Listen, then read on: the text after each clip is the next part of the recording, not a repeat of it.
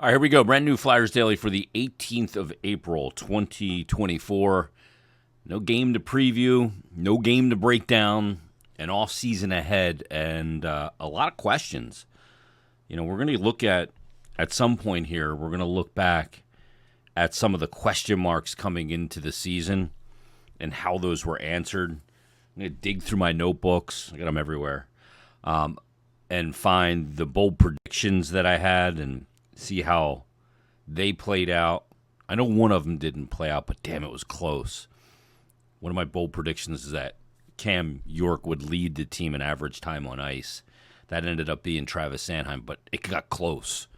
And for a while there, it didn't look like that was going to happen, but I think I had Owen Tippett getting to 30 goals. He got to 28, so there's a lot in there that will redux as we go through here. This is still kind of, I don't know about for you guys, but for me, it's kind of been a day of trying to get my feet back under me, get back to regular life in a way after the 6-month fury of a season that, a lot of times the last couple of years when they've missed out on playoffs or the year ended up being really frustrating, but you got to this point and you're like, oh, thank God, it's over, and you can kind of ease your way into it. There's no easing your way into this one. This kind of happened like a 2x4 to the forehead, as it happened on game 82. And then yesterday, we were at the Flyers practice facility all day because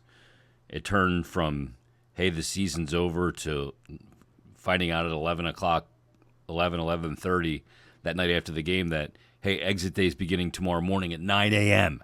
So jumped over to the practice facility yesterday, and I think I taped 21 different interviews. I have a whole list of all the guys I talked to that we're going to kind of spread out through the next couple of months and, kind of do reduxes on all their seasons, from Yegor Zamula to the in-season acquired Jamie Drysdale to Travis Konechny and Nick Seeler and Owen Tippett and Scott Lawton.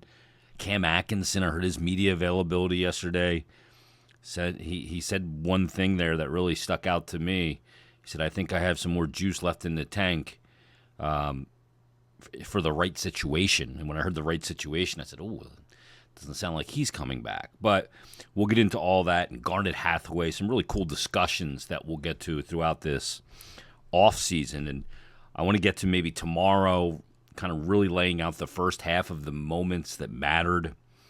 I just started kind of going back and looking through emails, and one of the early inflection points of the season was back on November 7th when the Flyers lost to the Sharks in San Jose 2-1. I remember being so frustrated after that loss. And then the Flyers went on to win 5 straight right after that. They beat Anaheim, Los Angeles, and Carolina on the road. They beat Vegas. It was just a really dynamic season. And, as we go through the season, 85% of it, kind of the message on social media was this team's really fun to watch. They play honest. They play hard. They're coached well. They're fun because they get out in transition and they're a high-flying offense. And in the beginning of the year, the strong goaltending. And then, another moment that mattered, if you go all the way back to June 6th of last year, I mean, geez, this is almost a year ago at this point, 10 months ago, that Provorov deal.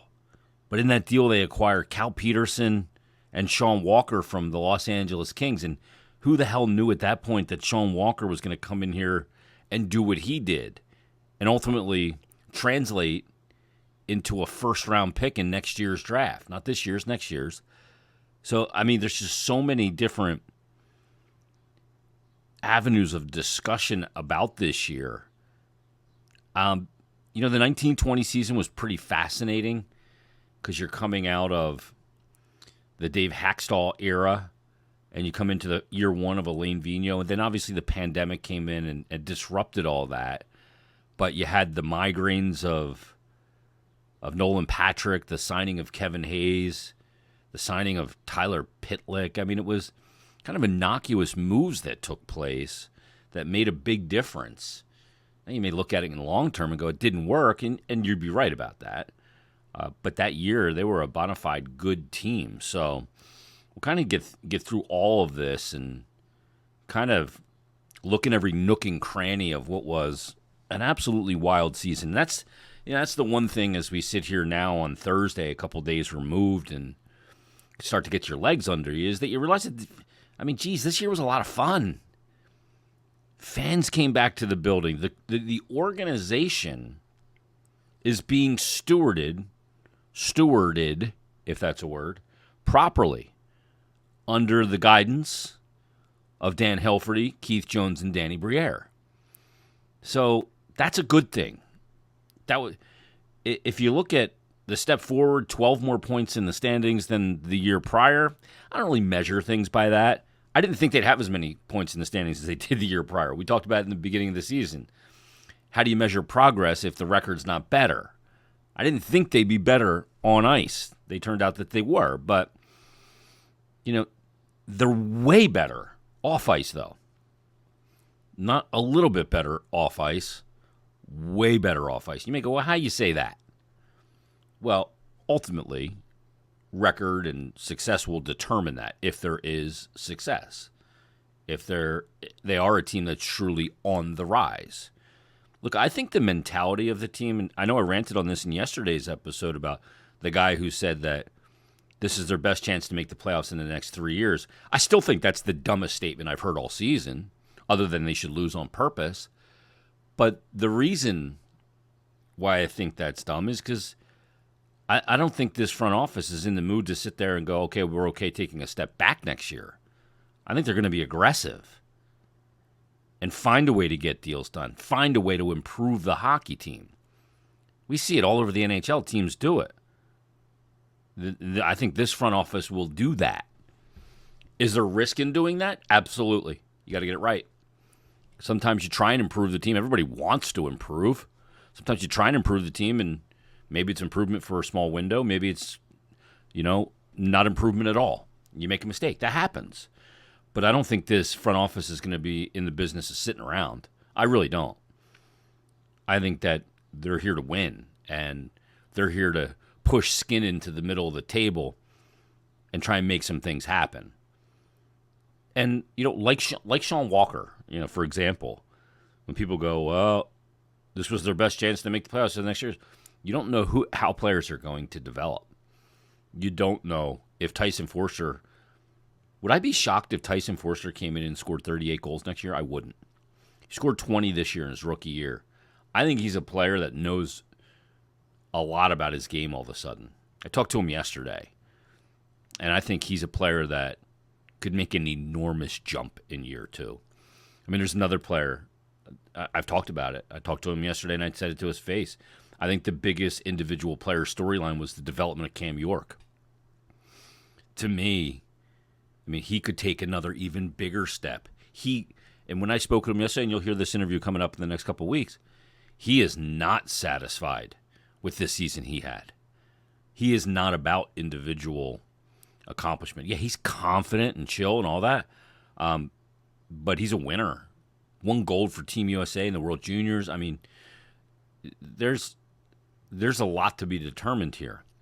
And this, going into this offseason, it's far different. Last year you go, we got no talent. And well, there's some pieces here. Jamie Drysdale's got a lot of growth to take place. I'm not saying he's going to have the same development year that Cam York had from year to year this past season. But Jamie Drysdale with a year of Brad Shaw, I think is a really damn good thing. We'll see where it goes. All the tools are there. That's obvious. And then you look at, players, young players like Tippett, like Morgan Frost, and the veteran mix of the group. I think that it's going to be a really intriguing offseason. And it was, to use the word, I think it was a really dynamic season. There's some pain points in there for sure, which will redux. But there's a lot more pleasure points in this season in the sense that there were some shocking results that were really positive, whether that was an individual player performance, that was a specific game, whether it's that Colorado game on the road where they go into the third period up 3-2 and win 5-2, or the 5-1 win at home against the Dallas Stars, or the 2-0 win over Winnipeg on that back-to-back. I mean, there's a lot of really good things that happened here. And while I'm still kind of set back and very disappointed that they're not in the playoffs, and will be, especially when I watch that game get on the ice, when the playoff game gets on the ice, there's a lot of really good storylines in this past season. They're not all great. I have, a big wonder, where's Rasmus Ristolainen? Is he in witness protection? Didn't see him at Flyers exit day. Maybe we'll hear something from Danny Briere tomorrow on Rasmus Ristolainen. So there's question marks there, and there's decisions. Like Cam Atkinson's a big decision. Ryan Johansson, what do you do? Is he an LTIR candidate next year? What's the contract status of Ivan Fedotov? There's questions, but overall, it was a very dynamic and fun year. And I will say this, we'll kind of wrap up here for today. It was a fun year discussing, debating, posting about Flyers hockey on social media again. It wasn't just this doom and gloom. Yeah, there was doom and gloom moments. I thought the most ridiculous part of this season was leading up to the trade deadline when people were freaking out about the Flyers signing Shawn Walker based on rumors. Like, I thought that was one of the kind of lamer moments of the season. But overall, it was a fun year to discuss this team again. You know why? Because they freaking mattered again. And that's great. And they're going to matter going forward. I still have a lot of belief in Danny Briere, Keith Jones, and Dan Helferty. And, yeah, they didn't get to the postseason. But the goal, again, is not to get there. This is a rebuild. And not getting there stings, and I'm disappointed. But ultimately the goal is to be a perennial playoff team and a team that's on the ascension. Like, I look at teams like Carolina, like Florida, like Winnipeg, like Dallas. Those kind of teams. Like Dallas, I mean, they don't have a lot of top overall picks. Heiskanen was a high pick, but you look at Jason Robertson and Ottinger, the way they built their team. And there's some free agents in there. And you look at a team like Vegas. They have one first-round pick that they actually, in their existence, that's still in the organization. They've used that as equity to build the team that they have. So there's a lot to discuss in this offseason, and we'll talk about all of it. And again, we have all the interviews coming up, and Danny Briere and John Tortorella are going to speak tomorrow. So we'll see where that all goes as well. But everybody, thanks for listening. Thanks for watching. We'll be back tomorrow with yet another brand new Flyers Daily.